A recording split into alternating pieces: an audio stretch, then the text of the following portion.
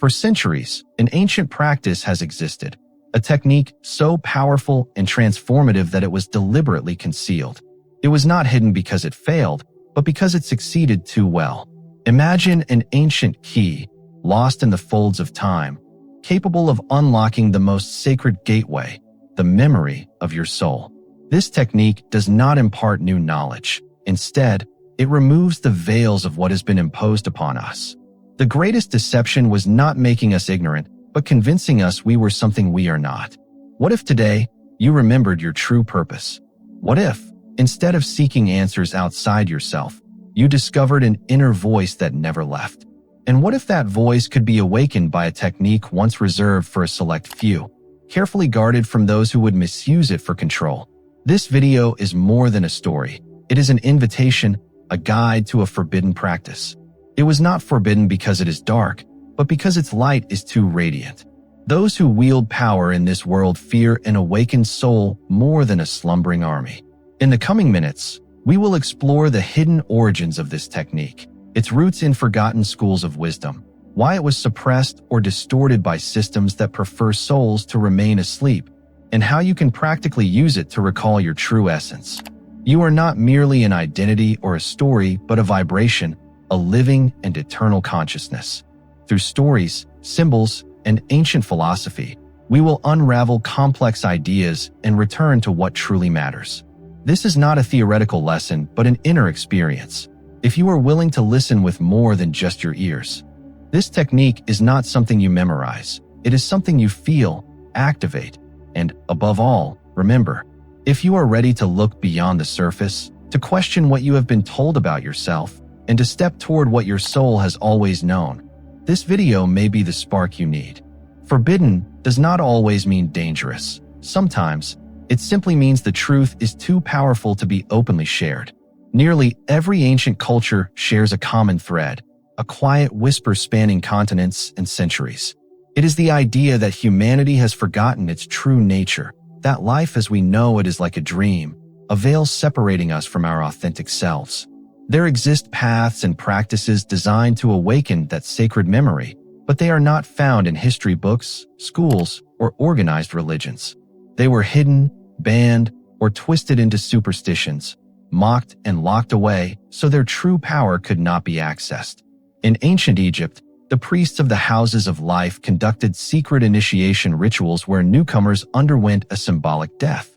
Their bodies rested for hours while their consciousness journeyed through spiritual realms under a master's guidance. Upon returning, they were transformed, having crossed the veil and remembered. In ancient Greece, the Orphic schools taught that the soul was not trapped in the body pessimistically, but as part of a purification process. Through trance states and rhythmic breathing, the soul could briefly free itself from earthly identity and glimpse its divine origin, an experience said to be both revealing and irreversible. In ancient India, the rishis, or wise seers, taught the concept of smriti, remembering what the soul already knows. To them, spiritual ignorance was not a lack of information, but a disconnection.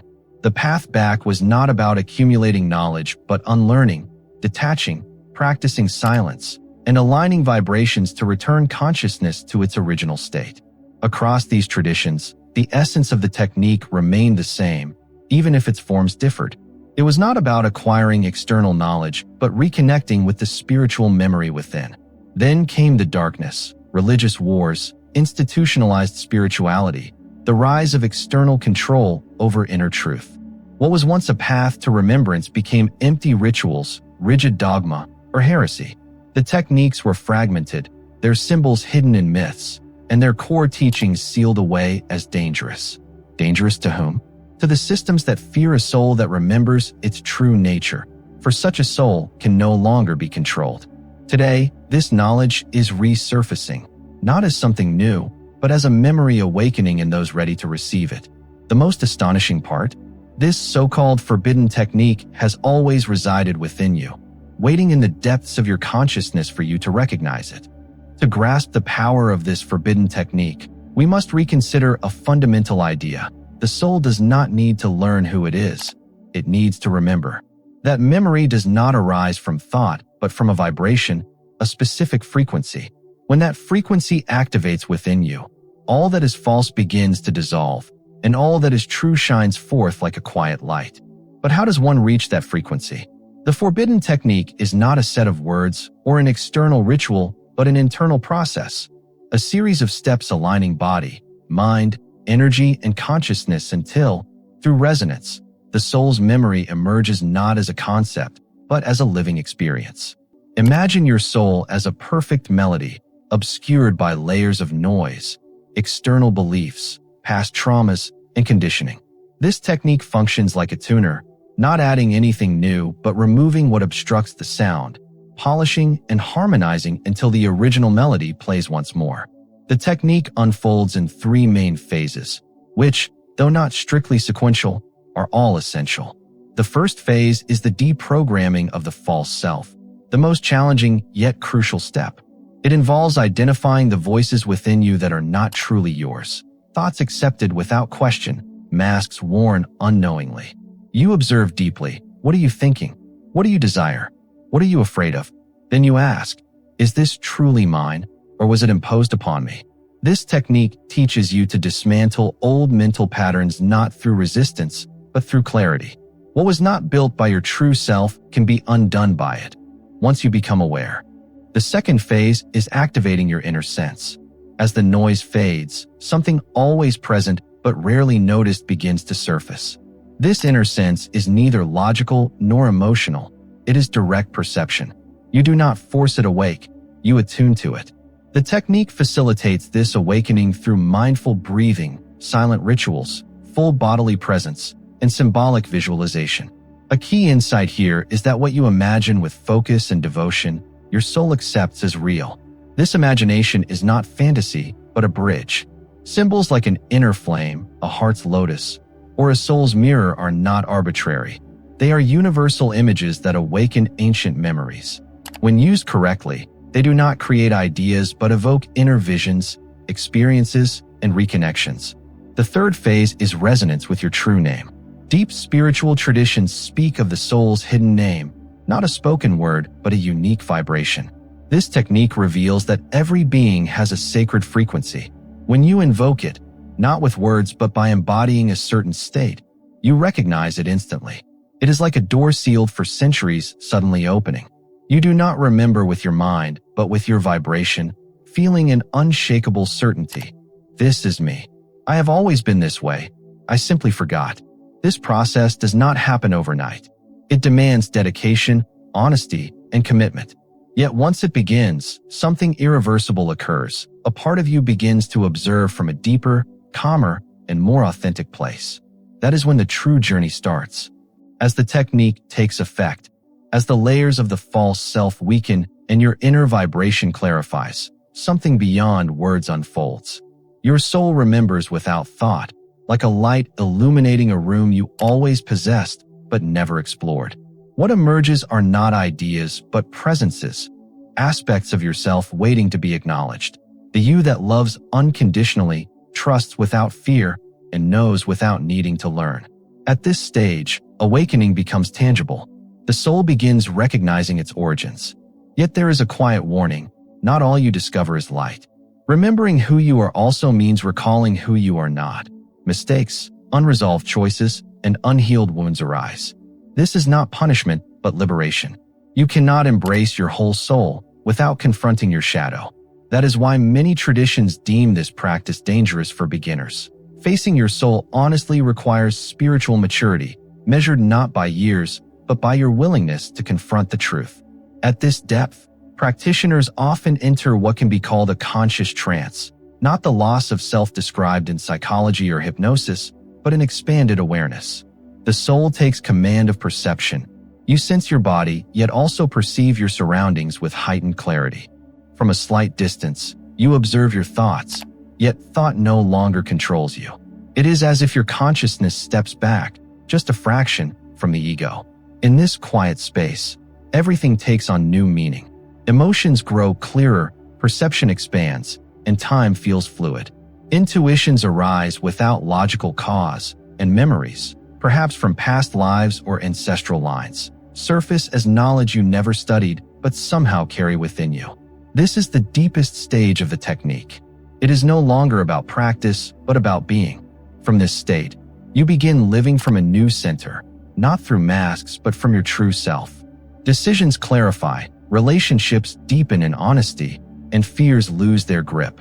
Here lies the paradox. The soul does not learn who it is, it remembers. This memory is not an image or story, but a steady vibration, recognized as home. This is where the most sacred shift occurs. The soul settles. Once this happens, nothing remains the same. Your body continues, life unfolds, but something within has awakened, never to sleep again. This is why the technique was called forbidden, not because it harms you, but because it threatens all that kept you asleep. Awakening is not a one-time event, but a practice. Even a fleeting moment of profound revelation does not mean you will perpetually dwell in that state. The technique we've explored is more than a spiritual experience. It is a compass for daily life. Integrating it into your routine transforms seekers into sages, learners into guides, and mundane actions into sacred rituals.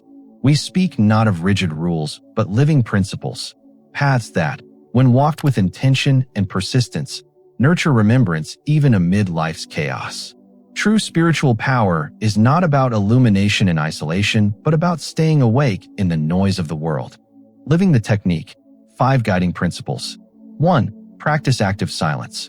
The soul remembers most vividly in silence, not merely the absence of sound, but a stillness of undivided attention. Set aside moments each day to simply be. Do not seek visions or force insights. Breathe, observe, and allow. This silence is not idle rest, but a sanctuary, a space where the echo of your true name grows clearer. 2. Turn actions into ceremony.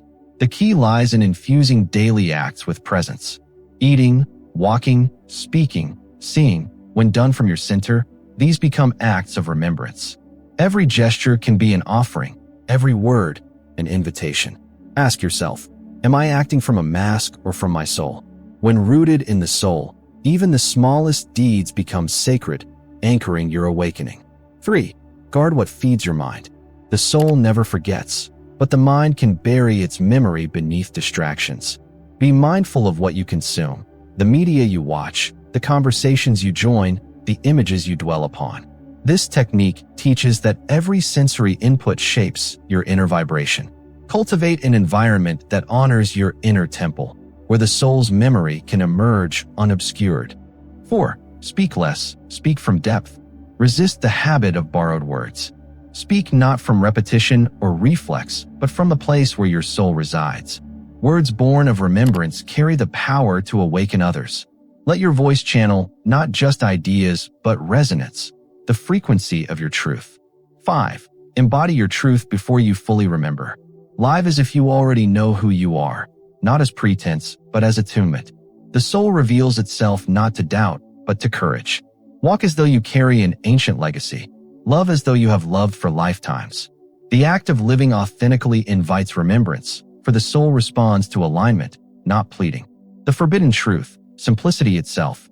For centuries, we've been told awakening is arduous, that the soul is an enigma, and self-knowledge a privilege for the few. This is illusion. The most forbidden truth is not complex. It is simple, direct, and nearer than breath. Those who profit from your slumber fear it most. This journey is not a theory but a map, a torch for those who sense them more beyond names, roles, and inherited stories. You are not the identity you've been handed. You are a note in the cosmos symphony, a thread of eternal consciousness clothed in the present. You forgot. We all forgot. But the key is this: you can remember. The technique shared here is no invention, no commodity sold by gurus. It is the rekindling of primal memory. You need no external savior, no perfection, only a return to your center. Quiet the noise. Let the soul, in its infinite wisdom, show you what it has always known. As the veil lifts and the echoes of your true self begin to resonate, remember that this awakening is not a fleeting moment, but a path, a living, breathing journey that you carry into every thought, every action, every breath. Let this spark of remembrance guide you, illuminate the hidden corridors of your soul, and inspire others to seek the truth within themselves. If these words stirred something deep inside, Help us keep this light alive. Like, subscribe, and turn on notifications so together we can awaken more souls. Share your reflections in the comments below and let the current of remembrance flow into our next journey. The world is waiting for those who remember. Will you answer the call?